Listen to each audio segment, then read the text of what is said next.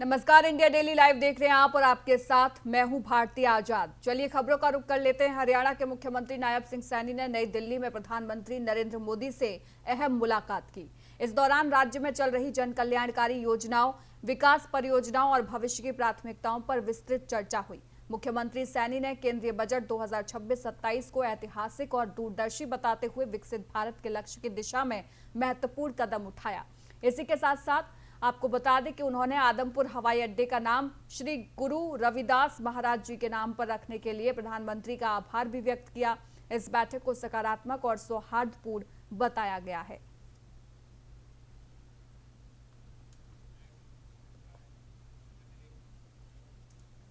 वहीं CAPF bill पर लोकसभा में विपक्ष के नेता और कांग्रेस सांसद राहुल गांधी ने कहा कि आपको ये जानकर हैरानी होगी कि भारत में किसी भी पैरामिलिट्री फोर्स का नेतृत्व ऐसे किसी अधिकारी ने नहीं किया जो उसी फोर्स में नीचे से ऊपर तक तरक्की करके उस पद पर पहुंचा हो। एक भी ऐसी पैरामिलिट्री फोर्स नहीं है जिसका नेतृत्व उसी फोर्स के भीतर से उभरा हो।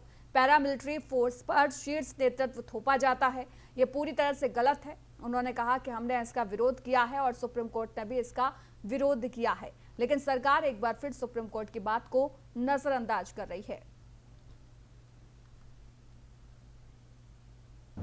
एक भी ऐसी पैरामिलिट्री फोर्स नहीं है जिसकी टॉप लीडरशिप उन्हीं के अंदर से आई है। टॉप लीडरशिप पैरामिलिट्री फोर्सेस पर इंपोज की जाती है, यह बिल्कुल गलत है। Why is it wrong? Because paramilitary forces have certain skills, certain understandings. I've worked with paramilitary forces now for 20-25 years. They look after my security. They have particular niches they work in. ITBP has a particular skill. BSF has another skill. CRPF has another skill. These skills are valuable. इनका जो अभ्यास है ये सबसे जरूरी चीज है और उन्हीं अफसरों को लीडरशिप मिलनी चाहिए जिनके पास ये अभ्यास है। अगर आप बाहर से किसी को ऑर्गेनाइजेशन के ऊपर डालोगे, उसे ऑर्गेनाइजेशन की जो आत्मा है वो नहीं समझ आएगी। That is the main issue.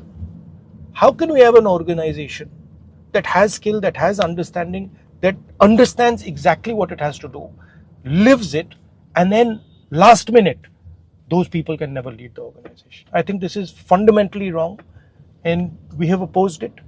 Supreme Court has opposed it and now the government is once again overriding the Supreme Court. एक भी ऐसी पैरामिलिट्री फोर्स नहीं है जिसकी टॉप लीडरशिप उन्हीं के अंदर। वहीं आम आदमी पार्टी ने सांसद राघव चड्ढा को राज्यसभा के उपनेता पद से हटा दिया है। उनकी जगह ये पोस्ट राज्यसभा सांसद अशोक मित्तल को दे दी गई है। पार्टी ने राज्यसभा सचिवालय को पत्र लिखकर ये जानकारी दी है। लेटर में कहा गया है कि सदन में पार्टी की तरफ से बोलने का समय ना दिया जाए। राघव 2022 से पंजाब से राज्यसभा सांसद हैं। उनका कार्यकाल 2028 तक है। पार्टी ने इस फैसले की वजह नहीं बताई है। हालांकि उन्होंने लंबे समय से पार्टी से दूरी बना ली थी और आम आदमी पार्टी को लेकर कोई बयान नहीं दिया था। 27 फरवरी को जब एक निचली अदालत से अरविंद केजरीवाल को शराब नीति मामले में राहत मिली, तब भी उन्होंने कोई बयान नहीं दिया था। राज्यसभा में भी वे गिग वर्कर्स और स्कूल फीस जैसे मुद्दे उठा रहे थे।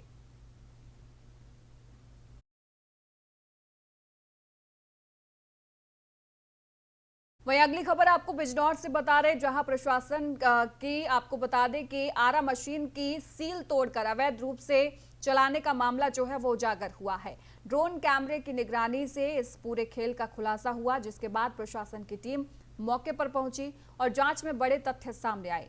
डीएफओ के आदेश पर आरा मशीन को दोबारा सील कर दिया गया है।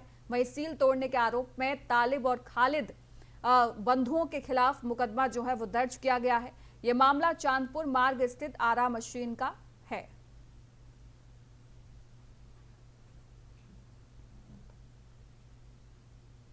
देखिए, इनकी आरा मशीन सस्पेंड थी और सील की गई थी। मेरे से जो पहले डीएफओ थे उन्होंने सस्पेंड की थी और सील की थी इनकी आरा मशीन।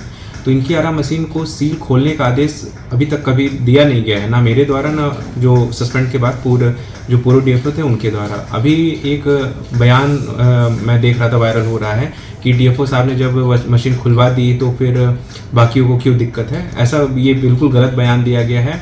मैंने कोई भी आदेश जारी नहीं किया है सील खुलने की या मशीन चलने की। अच्छा, वो फैक्ट्री चल रही थी लगातार। इनकी जो मशीनें हैं, और आपको ये पता होगा, इनकी जो भी मशीन होती है उनका नवीनीकरण होता है। अगर नवीनीकरण किसी मशीन का नहीं है तो वो नहीं चला सकते। इनकी मशीनों का नवीनीकरण भी नहीं हुआ है।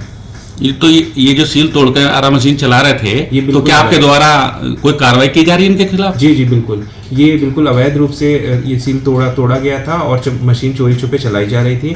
तो अभी कल संज्ञान में आया है, तो इस पर हमने विभागीय केस भी काटा है और इनके खिलाफ तहरीर भी दी है, FIR दर्ज। आगे बढ़ेंगे। जनपद मैनपुरी के थाना इलाऊ क्षेत्र में एक सनसनीखेज वारदात ने पूरे इलाके में दहशत फैला दी है। गांव रतनपुर किरकीच में 22 वर्षीय युवक आलोक शाक्य की अज्ञात हमलावरों ने धारदार हथियार से बेरहमी से हत्या कर दी। घटना के बाद गांव में मातम पसरा हुआ है, जबकि पुलिस जो है मामले की गहन जांच में जुट गई है।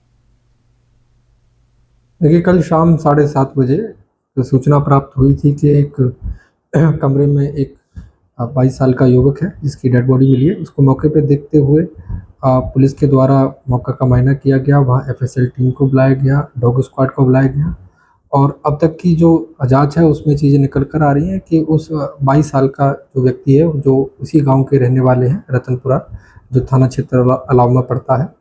वहाँ किसी ने उनको एक शार्प ऑब्जेक्ट से उनको मारा है और मारने के बाद उसको वहीं छोड़ के चले गए हैं और अभी इसी पे हम लोग आगे कार्रवाई कर रहे हैं। जो डेड बॉडी है उसको मोर्चरी हमने भिजवा दिया, उसका पोस्टमार्टम अभी किया जा रहा है। तहरीर अभी हम लोगों को प्राप्त नहीं हुई है। तहरीर प्राप्त होते ही इसमें आगे की जो मुकदमा लिख के आगे की जो विधिक कार्रवाई है वो इसमें। भरतपुर के सीकरी थाना क्षेत्र से एक खबर सामने आई है, जहां आपसी विवाद ने हिंसक रूप ले लिया। आपको बता दें कि घमुड़की गांव में एक युवक की गोली मारकर हत्या कर दी गई। मृतक की पहचान जगतार सिंह के रूप में हुई है। बताया जा रहा है कि पुरानी रंजिश के चलते देर रात कहा-सुनी के बाद फायरिंग हुई, जिसमें ये वारदात को अंजाम दिया गया। मृतक के परिजनों ने 8 नामजद आरोपियों के खिलाफ मामला दर्ज कराया है। पुलिस ने शव को मोर्चरी में रखवाकर जांच शुरू कर दी है और आरोपियों की तलाश भी लगातार जारी है।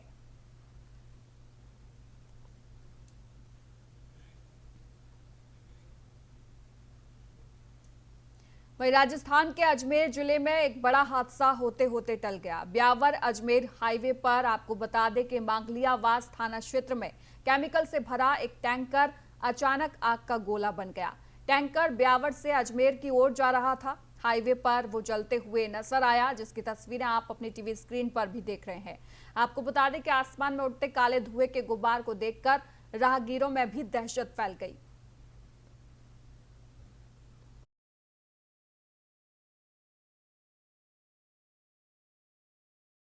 अगली खबर आपको हनुमानगढ़ के नोहर से बता रहे हैं, जहां ग्राम पंचायतों में न्यूनतम मानदेय पर कार्यरत सुरक्षा गार्डों ने अपने बकाया भुगतान की मांग की है। इस संबंध में उन्होंने पंचायत समिति प्रशासक और SDM राहुल श्रीवास्तव को एक ज्ञापन सौंपा है। आपको बता दें कि दीपलाना, रामसरा, पड़लीका समेत 47 ग्राम पंचायतों के सुरक्षा गार्डों ने समय पर भुगतान और अन्य बकाया परिलाभों की मांग की है। SDM राहुल श्रीवास्तव ने मामले का संज्ञान लेते हुए सुरक्षा गार्डों को बकाया भुगतान और अन्य लाभ शीघ्र दिलवाने का आश्वासन दिया है।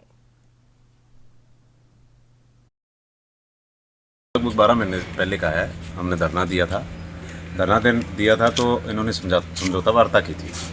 समझौता वार्ता के अंदर इन्होंने ESIC कार्ड और PF और समय पर भुगतान करने का जो समझौता किया था, लेकिन आज तक नहीं तो PF आया है और भुगतान टस करके आ रहा है, जैसे धीरे धीरे मतलब कछुए की चाल। तो ये जो शोषित और पीड़ित वर्ग है, ये इसी पे आधारित है। 5800-6000 रुपये में ये घर चला रहे हैं। तो मेरे हिसाब से प्रधानमंत्री जैसे ऊपर से सम्मान वेतन और सम्मान कार्य का जो समान वेतन है वो भी लागू नहीं हो रहा है। अभी ये कह रहे हैं कि भी समान वेतन वेतन और समान लागू हो जाएगा भुगतान है, तो वो नहीं हो रहा है सर। तो हमारी प्रशासन से पूरे हमने ज्ञापन दिए, SDM साहब को दिए और विकास अधिकारी जी को दिए, लेकिन हमारा कोई आज तक कोई सुनाई करता ही नहीं। वहीं हनुमान जयंती के पावन अवसर पर भरतपुर के रुद्रावल कस्बे में आस्था का अद्भुत सैलाब देखने को मिला। आपको बता दें कि डंढार वाले हनुमान जी महाराज के मंदिर में हजारों श्रद्धालु दर्शन के लिए उमड़ पड़े। जहां मंदिर परिसर को भव्य फूल बंगला झांकियों से सजाया गया। आपको बता दें कि अखंड हनुमान चालीसा और रामधुन संकीर्तन से माहौल भक्तिमय हो उठा। देश के कई राज्यों से पहुंचे भक्तों ने मन्नतें मांगी, वहीं जगह जगह भंडारों का आयोजन कर प्रसाद वितरण किया गया। आस्था, श्रद्धा और भक्ति का ये संगम रुद्रावल में खास नजर आया। विश्व भर में आज हनुमान जयंती का पावन अवसर मनाया जा रहा है और देश भर में श्री रामचंद्र और हनुमान जी महाराज के जयकारों की गूंज चारों तरफ नजर आ रही है। और मैं इस समय भरतपुर जिले का सबसे बड़ा हनुमान जी महाराज का मंदिर है भंडार वाले रुद्रावल हनुमान मंदिर पर मौजूद हूँ। यहाँ देख सकते हैं कई हजारों की संख्या में दर्शनार्थी दर्शन करने के लिए आ रहे हैं और तमाम तरह के यहाँ कार्यक्रम आयोजित किए जा रहे हैं। सुबह 7 बजे गणेश जी बंदन के साथ यहाँ शुभारंभ हुआ है और किस तरह मंदिर की सजावट की गई है देख रहे हैं आप लोग। यहाँ अखंड रामायण कीर्तन का हनुमान चालीसा पाठ आयोजन किया जा रहा है और एक बार सहयोगी से कहूँगा एक बार जनता का हुजूम दिखाने की कोशिश करें।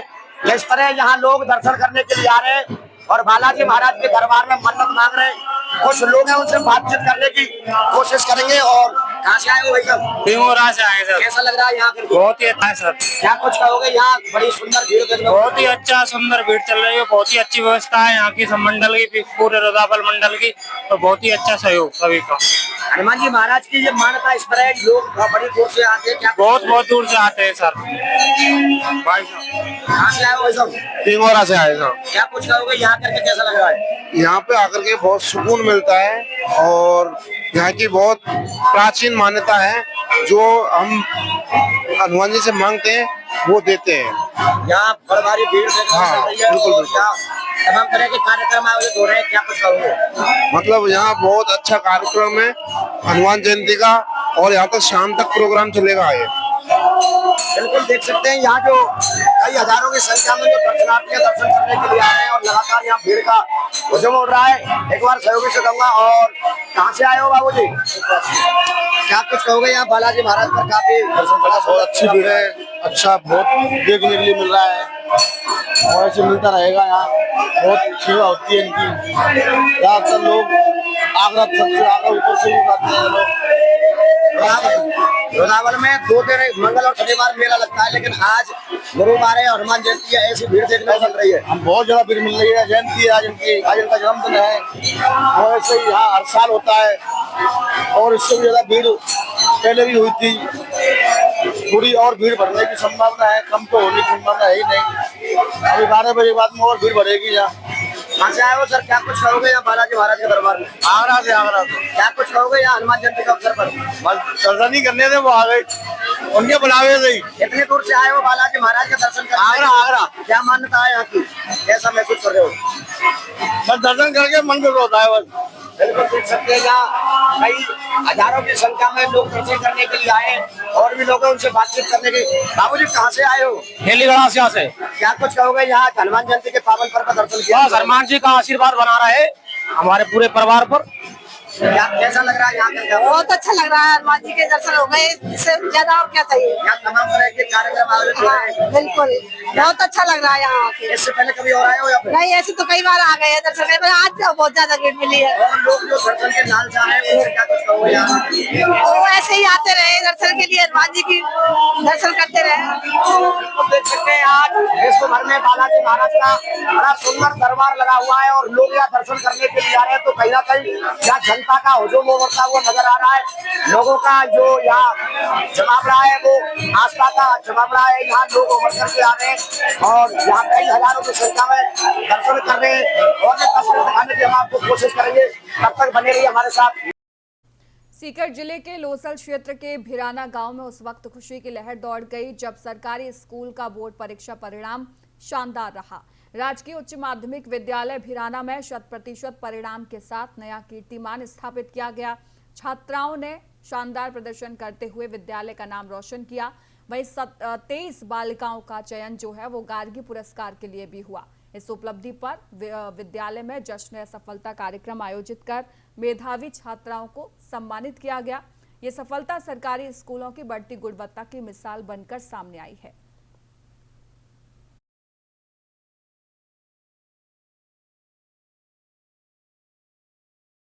और वहीं यवतमाल जिले में वडगांव पुलिस ने सिने स्टाइल में बड़ी कार्रवाई करते हुए गौवंश तस्करी के एक ट्रक को पकड़ा है। पुलिस ने फिल्मी अंदाज में पीछा कर ट्रक को खेत में घुसने के बाद अपने कब्जे में ले लिया, जबकि चालक अंधेरे का फायदा उठाकर फरार हो गया। ट्रक से 19 गौवंशीय पशु बरामद किए गए, जिनमें 4 मृत पाए गए। आपको बता दें कि इस कार्रवाई में करीब 28,55,000 रुपए का माल जब्त किया गया है। पुलिस अब फरार आरोपियों की तलाश में जुट गई है।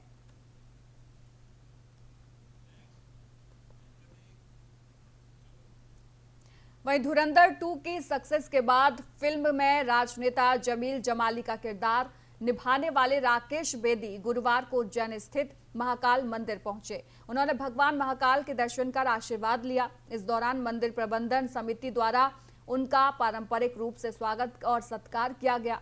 बता दें कि गौरतलब है कि हाल ही में रिलीज फिल्म धुरंधर 2 में राकेश बेदी प्रमुख भूमिका में नजर आए हैं। अपने अभिनय को लेकर राकेश बेदी इन दिनों देश भर में चर्चा में बने हुए हैं और सोशल मीडिया पर भी उनके रोल का काफी सराहना जो है उनकी की जा रही है। जय श्री महाकाल। आज मैंने उज्जैन में यहाँ पर महाकाल के दर्शन किए और जितने यहाँ के महंत हैं, पुजारी हैं, व्यवस्थक हैं, सब लोगों का मैं दिल से धन्यवाद करता हूँ। और इतने अच्छे दर्शन हुए और जो मैं खड़ा रहा वहाँ नंदी के बाबा के सामने, महाकाल के सामने, मुझे ऐसा लगा कि जैसे पता नहीं किसी और ही मैं आसमान पे चला गया, कहाँ चला गया मुझे समझ में नहीं आया। वो 2-3 क्षण बहुत मेरे लिए हमेशा मुझे याद रहेंगे। और एक बार फिर से बहुत बहुत धन्यवाद सभी जो यहाँ पर लोग हैं, उनका बहुत बहुत शुक्रिया। मैं कुछ साल पहले भी यहाँ पर आया था, लेकिन तब इतनी साफ़ सफाई और इतना ज़्यादा ऑर्गेनाइज्ड व्यवस्थित ये जगह नहीं थी। लेकिन आज जब मैं आया हूँ तो मुझे एक नया ही यहाँ पर अनुभव हुआ। मुझे ऐसा लगा जैसे मैं किसी नई जगह पे आया हूँ, मैं पहले कभी आया ही नहीं। तो ये प्रशासन ने बहुत अच्छा इसको मेंटेन करके रखा हुआ है, बहुत साफ़ सुथरा है और बहुत लोगों के लिए आसान है दर्शन करना। जय श्री। वहीं मैनपुरी से एक गंभीर मामला सामने आया है, जहां एक दलित महिला शिक्षा मित्र के साथ मारपीट और अभद्रता के आरोप लगे हैं। आरोप है कि स्कूल के प्रधानाचार्य ने न सिर्फ मारपीट की, बल्कि जाति सूचक शब्दों का प्रयोग करते हुए जान से मारने की धमकी भी थी। पीड़िता ने थाने से लेकर मंत्री तक शिकायत दर्ज कराई है और अब न्याय की गुहार लगाई है। वहीं खंड शिक्षा अधिकारी ने मामले की जांच के आदेश दे दिए हैं। मामला करहल क्षेत्र के बांसक कंपोजिट विद्यालय का बताया जा रहा है।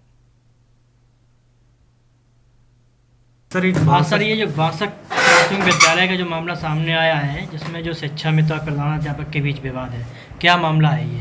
इस शिक्षा मित्र के द्वारा एक एप्लीकेशन प्राप्त कराई गई है, जिसमें इन्होंने आरोप लगाया है कि मुझे जात सूचक शब्दों से कैसे मतलब जो कहती है और मुझे भाग जाने के स्कूल से कहती है और मुझे पढ़ाने के लिए नहीं देते जी। तो कैसा आया है। और इसके पहले भी विद्यालय में एक विवाद हुआ था प्रधानाध्यापक। ये समस्या है सर, 20 मार्च को हमारे साथ अन्याय हुआ। हमारी प्रधानाध्यापक अंजू यादव हमसे उल्टा सीधा बोलती हैं। 15 दिन पहले भी इन्होंने हमसे चमार कहा, चमटिया। तो मैंने कहा मैडम ऐसे शब्द प्रयोग मत करो, आज किया सो किया, फिर मत करना। 15 दिन बाद 20 मार्च को फिर यही बात कही, दूसरी महिलाओं को बुलाकर कहो, इनसे कहो। तो इस तरह की बातें की तो बोले हमने क्या हो गया। सर ये जो बांसक।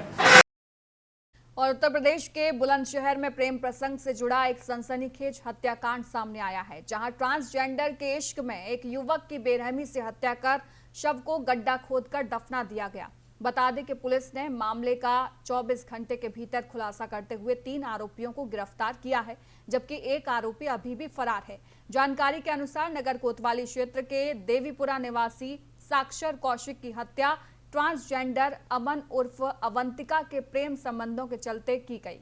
बताया जा रहा है कि कौशिक दीपक और एक अन्य युवक अमन उर्फ अवंतिका से प्रेम करते थे। इसी प्रेम त्रिकोण के चलते आपको बता दें कि विवाद जो है वो बढ़ गया और जिसके बाद कौशिक की हत्या कर दी गई। थाना कोतवाली नगर में 31/3/2026 को वादी संजीव कौशिक, जो कि देवीपुरा का निवासी है, उसने थाना कोतवाली नगर में आकर यह रिपोर्ट दर्ज कराई कि उसका पुत्र साक्षर कौशिक 30/3/2026 की शाम से ही लापता है और वो देवेश के साथ गया था। देवेश घर पे मौजूद है, लेकिन उसके बेटे का कोई हाल पता नहीं। मेरा नाम संजीव कौशिक। बेटा यहाँ नॉर्मल वैसे ही शाम के टाइम निकल गया वहाँ से, यहाँ से अपने यार दोस्तों में वहाँ जाके बैठा हुआ। वहाँ पे उनका एक लड़का दोस्त है, देवेश नाम का, देवेश करण भी कहते हैं उसे। उसने क्या नाम जिसे बोला क्या नाम मेरी तरफ से शराब पार्टी है आज की, क्या नाम जो मैं पिलाऊंगा, बोतल वोतल लेके आया वो। 11वीं में मैं पास हुआ हूँ, क्या नाम मैं तुम्हें पिलाऊंगा। वो उसने कुछ मिला के पिलाया, क्या पिलाया बहरहाल उसे पिला के क्या नाम है वो उसे ले गया, क्या नाम जो वहाँ आश्रम की तरफ से होते हुए वो ले गया वहाँ बिलसूरी। वहीं उत्तर प्रदेश के फतेहपुर में स्कूलों में हो रही चोरी की घटनाओं का पुलिस ने खुलासा किया है। पुलिस ने इस मामले में 5 शातिर चोरों को गिरफ्तार किया है। आरोपियों के कब्जे से चोरी का भारी सामान और चोरी में इस्तेमाल होने वाले औजार भी बरामद किए गए हैं। पुलिस अधीक्षक अभिमन्यु मांगलिक ने एक प्रेस कॉन्फ्रेंस में बताया कि थाना गाजीपुर क्षेत्र में कंपोजिट विद्यालय सोनबरसा बहुआ में 20 मार्च और 30 मार्च 2026 की रात अज्ञात चोरों ने ताला तोड़कर कंप्यूटर सिस्टम, गैस सिलेंडर और रसोई का सामान चोरी कर लिया था, जिसके बाद थाना गाजीपुर पुलिस इंटेलिजेंस विंग और एसओजी की संयुक्त टीम ने कार्रवाई की है। जी हाँ, जब मेरे द्वारा यहाँ पे क्राइम का पैटर्न एनालिसिस किया गया तो देखा गया कि कुछ थाना क्षेत्रों में पिछले से 2 से 3 महीनों में सरकारी स्कूलों में काफ़ी चोरियाँ हुई हैं। और जब सरकारी स्कूल में चोरी होती हैं वो सिमिलर पैटर्न पे कि वहाँ के जो कंप्यूटर टैबलेट्स हैं या सिलेंडर हैं या पंखे हैं, लाइट्स हैं, ये सब वहाँ से चोरी हो रही थी। तो हमारे द्वारा सर्विलांस और एसओजी को इसमें लगाया गया। तो उनके द्वारा एक लीड डेवलप करी गई, जिसमें पता चला कि एक राकेश विश्वकर्मा है, जिसपे ये रहने वाला राधानगर क्षेत्र का है और इस पे पूर्व में भी 4 से 5 मुकदमे थे इन चोरी की घटनाओं से पहले। उसका नाम निकल के आया। तो जब टीम इसको गिरफ्तार करती है तो पता चलता है कि वहाँ पे 5 लोगों का गैंग है और ये आपस में यही काम करते हैं। मेन जो इसमें चोरी करने वाला वो राकेश विश्वकर्मा है और जो जितना भी चोरी करके लाता है वो सामान ये आपस में डिस्ट्रीब्यूट करते हैं और उससे लाभ कमाते हैं। जी, इसमें काफ़ी लंबी लिस्ट जो है इनकी बरामद हुई है, जिसमें काफ़ी सिलेंडर। आगे बढ़ेंगे। कौशाम्बी के सैनी कोतवाली इलाके में इंसानियत को शर्मसार कर देने वाला मामला सामने आया है, जहां एक युवक ने युवती को शादी का झांसा देकर उससे दुष्कर्म किया। महिला की शिकायत के बाद पुलिस ने आरोपी जगदीश पटेल को गिरफ्तार कर लिया है। गिरफ्तारी के बाद आरोपी को न्यायालय में पेश किया गया, जिसके बाद न्यायिक अभिरक्षा ने आरोपी को पवई भेज दिया है।